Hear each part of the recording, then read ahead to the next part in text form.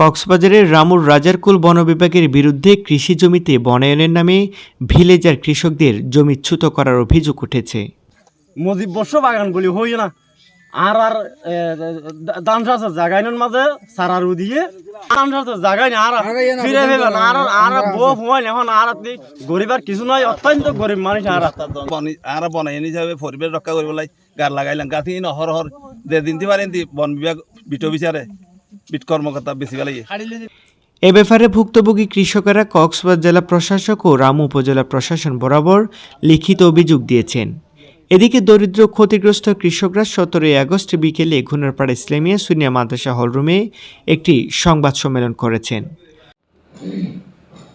সংবাদ সম্মেলনে কৃষকরা জানান তারা রামুর রাজারকুল ইউনিয়নের 7 নং ওয়ার্ডের পাঞ্জাগানা গ্রামের স্থায়ী বাসিন্দা ও ভিলেজার এবং পেশায় কৃষক।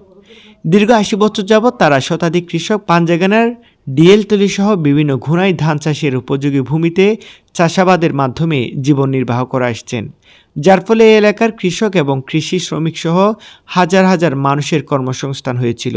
একই সাথে কৃষি সমৃদ্ধির মাধ্যমে খাদ্যের যোগান গ্রামীণ ও জাতীয় অর্থনীতিতে উল্লেখযোগ্য ভূমিকা রেখে আসছেন। সেই সাথে বন বিভাগের গাছ রক্ষায় নিজেদের ভূমিকার কথাও তুলে ধরেন। কিন্তু অত্যন্ত দুঃখের বিষয়, প্রায় 80 বছর ধরে চাষাবাদ করে আসা জমি থেকে জোরপূর্বক সাধারণ ভিলেজার কৃষকদের উচ্ছেদ করে ফসলি জমি ও পানের বরজে চারা রোপণ করছে বন বিভাগ।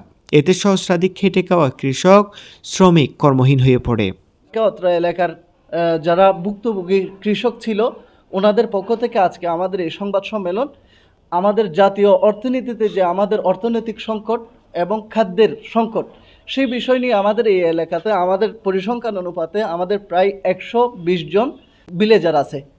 ওনাদের প্রায় 150 খানি মতো জমি, এই 150 খানির জমিতে প্রতি বছর 2 খুনে এখানে চাষাবাদ হয়। আমাদের হিসাব অনুপাতে এখানে উৎপাদিত ধান প্রতি বছর ব্যয় করে আমাদের 52,80,000 টাকা মতো ইনকাম সোর্স হতো, যেখানে অসংখ্য কৃষক শ্রমিকের কর্মসংস্থান হয়েছিল এবং জাতীয় অর্থনীতিতেও একটা ব্যাপক একটা ভূমিকা রেখেছিল।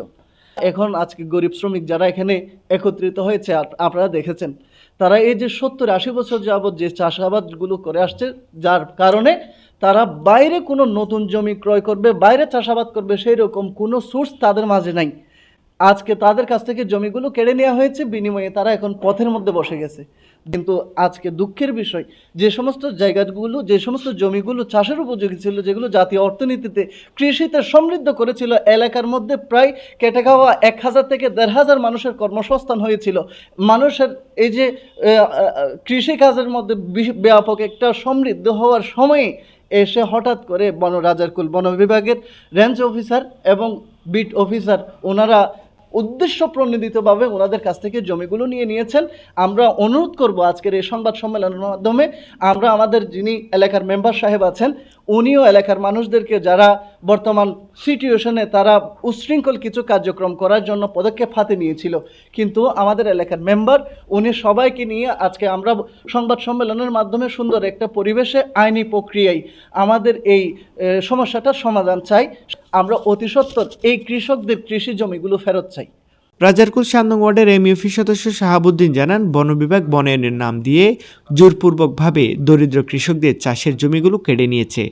এর মাধ্যমে শত শত কৃষক পরিবারকে মৃত্যুর দিকে ঠেলে দিয়েছে। বন বিভাগ পাহাড়ে বনায়ন না করে উদ্দেশ্য প্রণোদিতভাবে কৃষি জমিতে গাছ রোপণ করার ফলে অল্পদিন যেতেই সমস্ত ছাড়া জমি থাকা পানিতে নষ্ট হয়ে গিয়েছে। একই সাথে সরকারের লক্ষ লক্ষ টাকা অপচয় হয়ে যায়। তিনি ভুক্তভোগী কৃষকদের ন্যায্য অধিকার ফিরিয়ে দিতে সংশ্লিষ্ট প্রশাসনের হস্তক্ষেপ কামনা করেছেন। আমি চাই তাদের সাধারণ মানুষ যারা কেটে খাওয়া মানুষ, তারা কিন্তু কোনো আসলে ব্যবসায়ীও না, অধিক টাকার মালিকও না, তারা খুবই সাধারণ মানুষ, নিজে পরিশ্রম করে এই জমিটা বুক করে খায় এবং অতীতে কিন্তু তার বাবা দাদারা এই সরকারকে বিভিন্ন ধরনের সাপোর্ট দিয়ে বিভিন্ন ধরনের সহযোগিতা করে জায়গাটা বুক করছিল।